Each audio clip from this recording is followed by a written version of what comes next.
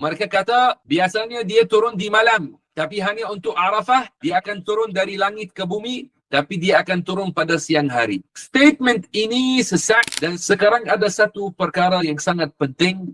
Satu perkara yang sangat-sangat penting berkait dengan akidah Ahli Sunnah wal Jamaah tentang hadis yang warid pada hari Arafah. Kita semua tahu bahawasanya Allah Subhanahu wa taala tidak seperti kita, dan Allah tidak bersifat dengan turun dan naik, kerana Allah Ta'ala bukannya jisim. Dia tidak bersifat dengan pindah dari satu tempat ke tempat yang lain, kerana dia ada tanpa tempat. Allah Ta'ala ada tanpa arah. Allah Ta'ala bukan seperti kita. Maka ada sebahagian golongan yang mereka sesat. Mereka sebarkan dalam internet. Mereka kata, tunggu esok Tuhan akan turun dari langit pada siang hari. Mereka kata, biasanya dia turun di malam, tapi hanya untuk Arafah, dia akan turun dari langit ke bumi, tapi dia akan turun pada siang hari. Statement ini sesat dan statement ini bukan ia makna hadis yang warid. Apa yang warid di dalam hadis tentang an-nuzul, maka an-nuzul maksud dengannya adalah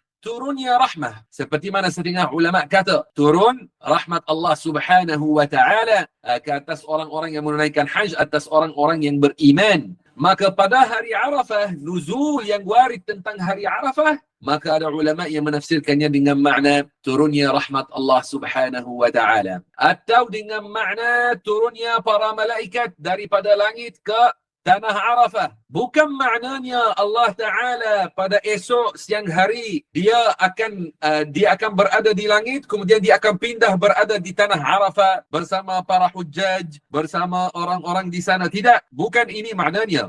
Karena Allah Subhanahu wa taala dia ada sebelum adanya langit dan bumi. Allah Ta'ala ada sebelum adanya tempat, dan sifat berpindah daripada atas ke bawah atau bawah ke atas itu sifat makhluk. Allah Maha Suci daripada menyamai ciptaan. Allah berfirman dalam surat Asy-Syura ayat nombor 11, "Laisa kamitslihi syai'." Maknanya Allah tidak seperti sesuatu. Maka tolong sebarkan dan buat statement dalam status Facebook atau WhatsApp dan tulis bahawasanya Allah Ta'ala ada tanpa tempat. Dia tidak bersifat dengan naik dan turun dengan zatnya, dan apa yang warid dalam hadis tentang Arafah, maka maksud dengannya turun rahmat Allah Subhanahu wa Ta'ala.